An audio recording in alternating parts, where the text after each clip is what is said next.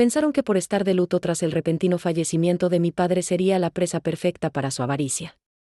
Mi esposo Fernando y su madre, mi suegra Leonor, llevaban años codiciando la empresa de logística textil que mi padre fundó con tanto esfuerzo y que me dejó como herencia universal en su testamento. En el momento en que se leyó el documento oficial, vi cómo los ojos de ambos brillaron con una ambición asquerosa, planeando en secreto cómo arrebatarme el control absoluto. El complot se destapó apenas 3 semanas después del funeral. Olvidé mi teléfono celular en la encimera de la cocina y regresé en silencio para recogerlo. Fue ahí cuando escuché a mi suegra Leonor en el comedor diciendo a Fernando que debían hacerme firmar un poder notarial amplio aprovechando mi profunda depresión. Le decía claramente que una mujer no sabía manejar millones y que esa empresa debía pasar a manos de su familia para financiar todas sus deudas. Escuchar la traición fría del hombre con el que juré compartir mi vida congeló mis lágrimas y encendió una furia empresarial implacable. En lugar de entrar gritando y armar un escándalo inútil que los alertara, saqué mi otro teléfono y comencé a grabar toda la conversación detrás de la puerta. Los escuché planear cómo introducirían de forma ilegal a un primo de Fernando como director de finanzas para comenzar a desviar los fondos corporativos a una cuenta oculta. Al día siguiente, acudí de inmediato a la oficina central de la empresa y me reuní a puerta cerrada con el director legal de mi padre, un abogado penalista incorruptible de toda nuestra confianza. Le mostré la grabación de audio y le pedí auditar de forma minuciosa todas las cuentas de la compañía. Descubrimos que Fernando ya había estado falsificando mi firma en cheques menores durante los últimos meses de enfermedad de mi padre para pagar lujos de su madre. Mi abogado fue sumamente claro: debíamos actuar con total normalidad para que ejecutaran su plan maestro y así atraparlos en un delito financiero grave que no tuviera salida legal. Durante las siguientes semanas, jugué a la perfección el papel de la viuda triste y sumisa. Cuando Fernando me trajo el supuesto documento de actualización de seguros corporativos para que lo firmara con urgencia, lo hice sin chistar, sabiendo que era el poder notarial falso. Lo que mi ambicioso esposo no sabía era que el documento que le firmé tenía una cláusula de revocación automática inmediata si se detectaba cualquier movimiento de activos no autorizado por mi huella digital.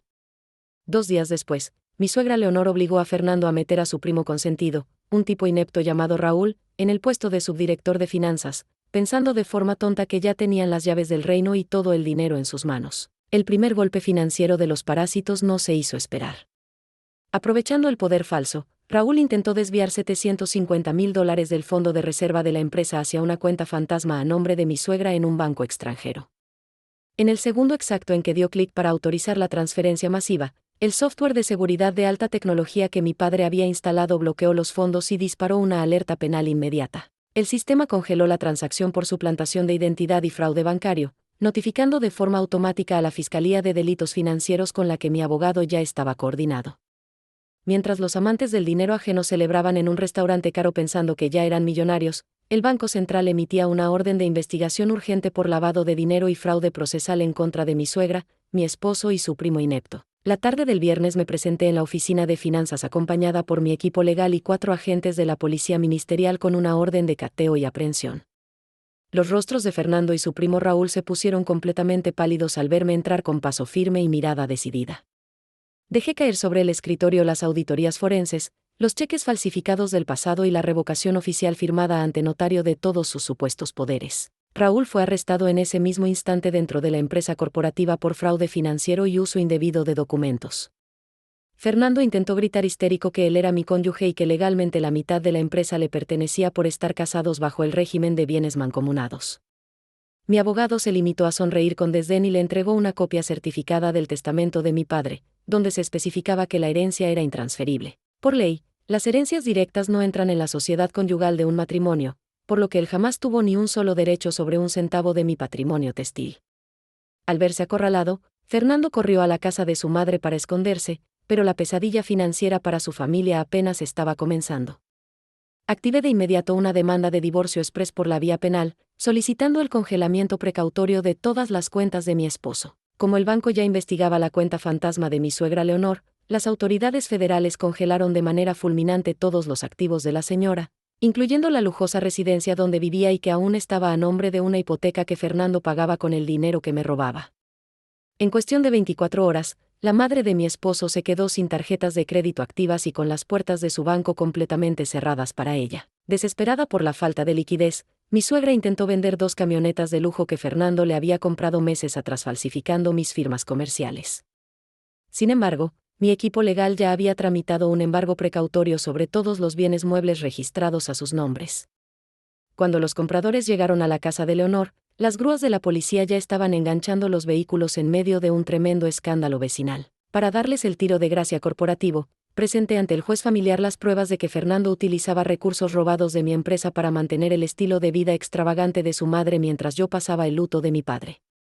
El juez dictaminó el desalojo inmediato de Fernando de nuestra residencia matrimonial, obligándolo a empacar sus pocas pertenencias en bolsas de basura y a retirarse escoltado por 2 patrullas policiales. Terminaron hacinados en un pequeño departamento rentado en la periferia de la ciudad, debiendo millones en multas fiscales y honorarios de abogados penalistas que no querían defenderlos sin dinero por delante.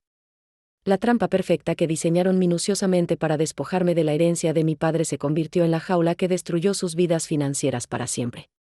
Hoy controlo la empresa con éxito rotundo, libre de parásitos en mi mesa. Con Fernando fuera de la casa y las cuentas de mi suegra completamente congeladas, pensé que el drama familiar llegaría a su fin.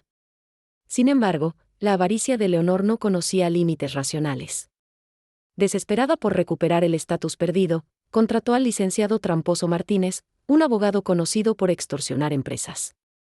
Juntos diseñaron un pagaré completamente falso de $500,000, alegando que mi padre lo firmó antes de morir como una supuesta deuda personal. Martínez se presentó en las oficinas centrales de la empresa textil con una actitud prepotente, exigiendo el cobro inmediato del pagaré apócrifo bajo la amenaza de embargar de forma definitiva nuestras bodegas de distribución principal. Lo que este abogado corrupto y mi suegra ignoraban era que yo ya esperaba un movimiento sucio de su parte. Mi equipo legal ya estaba analizando el historial criminal de Martínez, descubriendo que tenía 3 órdenes de investigación activas. En lugar de asustarme, le pedí al asistente de la oficina que hiciera pasar a Martínez a la sala de juntas principal para revisar el supuesto adeudo de mi padre. Mientras él se sentaba con una sonrisa burlona pensando que ya me tenía acorralada, un perito grafólogo certificado por el Estado ingresaba en secreto por la puerta trasera del edificio. Su misión era analizar la tinta y el papel de ese pagaré bajo un microscopio forense portátil de luz ultravioleta. El dictamen del perito forense tomó menos de 10 minutos en salir a la luz. La firma de mi padre había sido calcada con una mesa de luz casera y el papel correspondía a un lote fabricado apenas 2 meses atrás, cuando mi padre ya estaba internado en el hospital en estado inconsciente. Con el reporte oficial certificado en mis manos, llamé de forma inmediata a la policía ministerial que ya vigilaba los alrededores de la zona comercial para detener la extorsión. Los agentes ingresaron a la sala de juntas Yard y arrestaron a Martínez en flagrancia por los delitos de falsificación de documentos oficiales e intento de fraude procesal agravado. El abogado corrupto perdió toda su compostura altanera, gritando histérico que él solo seguía órdenes directas de Leonor y Fernando, delatando a mi suegra en una grabación que la Fiscalía del Estado integró de inmediato a la carpeta de investigación criminal en contra de mi familia política. Al enterarse del arresto de su costoso abogado, el pánico financiero y la paranoia se apoderaron por completo del hogar de mi suegra. Sabiendo que la policía iría tras ella por complicidad en la falsificación, Leonor obligó a Fernando a sacar los últimos ahorros en efectivo que le quedaban para intentar huir de la ciudad a mitad de la noche. No sospechaban que yo ya había contratado a un investigador privado para vigilar cada uno de sus movimientos en el exterior. Justo cuando cargaban sus pesadas maletas de ropa en un taxi viejo frente a su edificio, 2 patrullas de la policía del estado les bloquearon el paso por completo con las torretas encendidas. Los agentes bajaron con una orden de aprehensión vigente emitida por un juez de control penal por el delito de fraude procesal en grado de tentativa y falsificación. Ver a mi elegante suegra Leonor llorando desesperada mientras le colocaban las esposas de metal fue hermoso. Fernando intentó interponerse entre los policías y su madre, argumentando a gritos que todo era un malentendido provocado por una mujer resentida por el divorcio. Sin embargo, el capitán a cargo lo apartó con firmeza y le notificó que él también quedaba bajo arresto debido a los cheques corporativos que había falsificado meses atrás. Ambos fueron subidos a la parte trasera de la patrulla policíaca frente a las miradas burlonas de todos sus vecinos del barrio. Con la familia de parásitos tras las rejas de la fiscalía esperando su juicio penal, me enfoqué en limpiar por completo la estructura interna de mi empresa de logística textil. Descubrí que 2 gerentes de contabilidad habían estado recibiendo sobornos por parte del primo Raúl para alterar los estados financieros mensuales y ocultar los desvíos anteriores. Los despedí de manera justificada e inmediata sin derecho a liquidación por pérdida de confianza laboral. Para suplir esas vacantes operativas, contraté a un bufete de auditoría externa de prestigio internacional que implementó protocolos de seguridad biométrica avanzados en cada transacción bancaria de la compañía. De esta forma, Aseguré que ningún familiar incómodo o empleado desleal pudiera volver a poner en riesgo el patrimonio millonario que mi padre construyó con tanto sacrificio, blindando el futuro comercial de la organización textil de por vida. La noticia del escándalo financiero y el arresto de mi esposo y mi suegra llegó a los oídos de nuestros principales socios comerciales en el extranjero. Un importante inversionista de Nueva York me llamó sumamente preocupado por la estabilidad operativa de las rutas de distribución.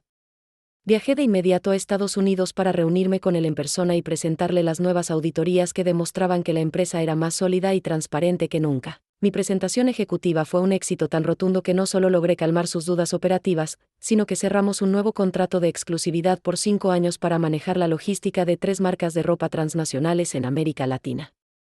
Este acuerdo comercial significaba una inyección de capital masiva que elevaría el valor de la empresa familiar a más de $5 millones, expandiendo de forma masiva nuestra flota de camiones de carga. Mientras yo expandía los horizontes del negocio a nivel internacional, el proceso judicial en contra de mis demandados avanzaba con una rapidez implacable. Al no contar con dinero en efectivo para pagar la fianza debido al estricto congelamiento de sus cuentas bancarias personales, mi suegra Leonor y mi exesposo Fernando tuvieron que enfrentar todo el juicio penal tras las frías rejas de una celda preventiva del reclusorio de la zona del estado. Durante las audiencias públicas, Leonor intentó llorar frente al juez penal para dar lástima, argumentando que ella era una mujer de la tercera edad que no entendía nada de leyes comerciales ni finanzas electrónicas. Sin embargo, la Fiscalía del Estado presentó como evidencia irrefutable los mensajes de texto de su propio celular, donde ella misma redactaba las instrucciones exactas para desviar los fondos corporativos hacia su cuenta del extranjero. El juez de control penal dictó una sentencia definitiva totalmente a mi favor. Mi suegra Leonor fue condenada a pasar 5 años de prisión por fraude procesal en grado de tentativa, mientras que mi exesposo Fernando recibió una sentencia de 7 años por falsificación de documentos oficiales de forma continua y desvío de recursos. La ambición desmedida y el desprecio hacia mi luto los habían conducido directamente a la peor destrucción de sus vidas. Con Fernando y Leonor tras las rejas, el primo Raúl no tardó en traicionarlos para salvar su propio pellejo en la fiscalía. El cobarde ofreció revelar un historial oculto de fraudes comerciales y lavado de dinero que mi suegra manejaba de forma secreta desde hacía años. Esta confesión hundió por completo cualquier posibilidad de apelación legal para Leonor, asegurando que el juez penal le negara de forma definitiva el beneficio de libertad condicional. La lujosa residencia de mi suegra Leonor, la cual ya no podía pagar debido al estricto congelamiento de sus activos, pasó de forma oficial a un remate judicial público organizado por el banco. Aprovechando mis altas líneas de crédito corporativo para comprar esa propiedad a través de una empresa filial por una mínima fracción de su valor real en el mercado. Transformé ese lugar de avaricia en un centro de capacitación técnica avanzada para los hijos de mis operarios. Por su parte, la antigua casa de campo, donde Fernando y su madre habían destruido todos mis muebles durante mi viaje, fue completamente remodelada por un equipo de arquitectos de prestigio. Diseñaron un complejo vacacional de descanso exclusivo para los empleados más destacados de nuestra compañía de transporte.